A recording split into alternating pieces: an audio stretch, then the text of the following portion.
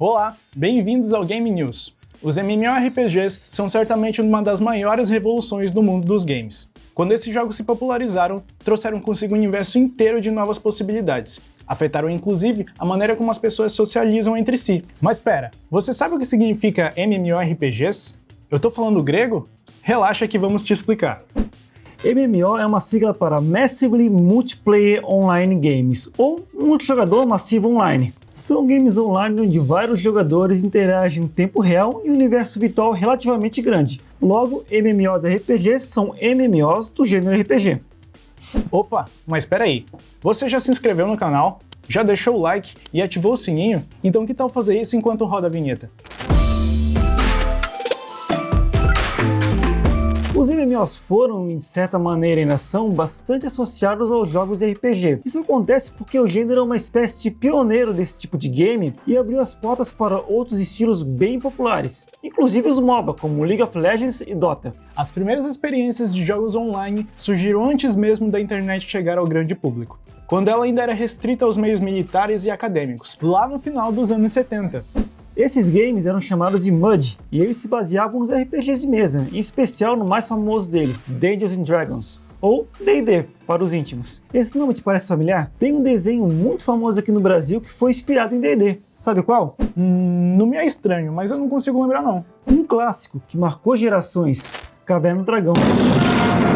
Quem é ele? Aquele é o Vingador, a força do mal.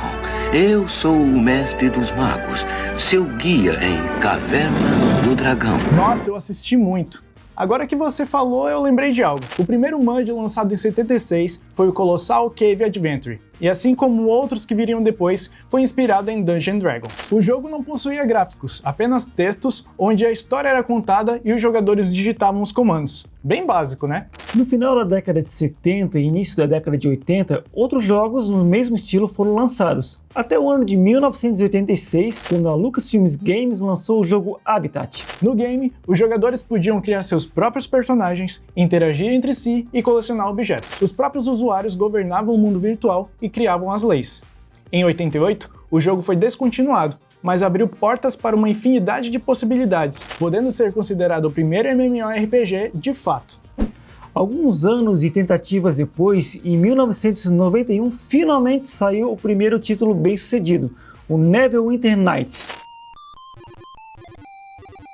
O jogo era um RPG medieval, com sistemas de PVP e ranking de jogadores.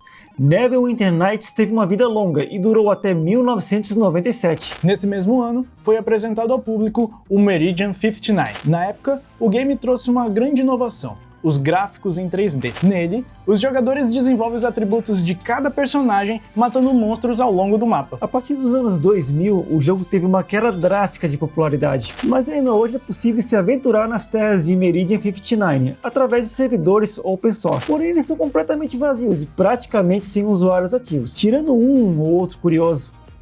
Agora, para tudo, vamos falar sobre uma paixão que vive no coração de muitos até hoje: o Tibia. Esse tem tanta história que poderia ter uma série de vídeos só dele.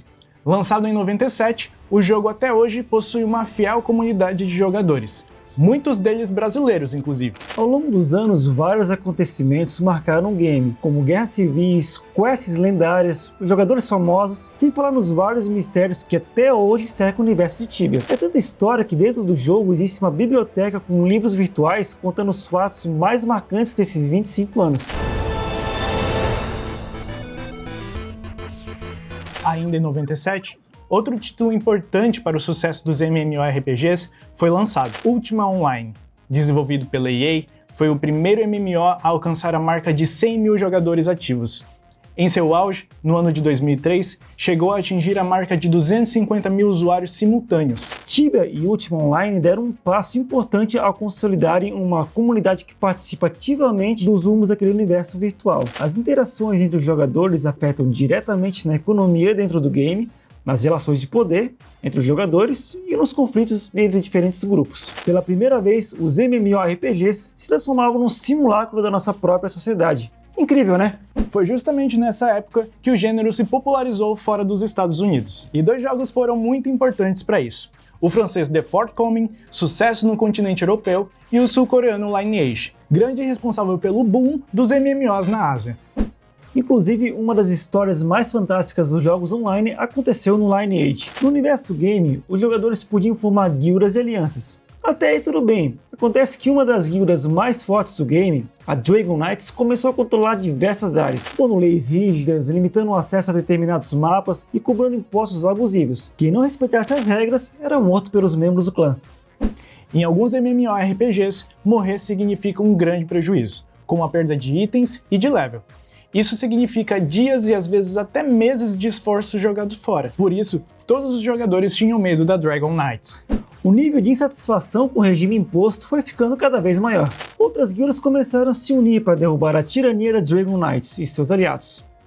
Depois de diversas batalhas que envolveram mais de 200 mil jogadores, a ditadura finalmente foi deposta e os seus membros foram exilados para mapas distantes, praticamente inutilizados no game.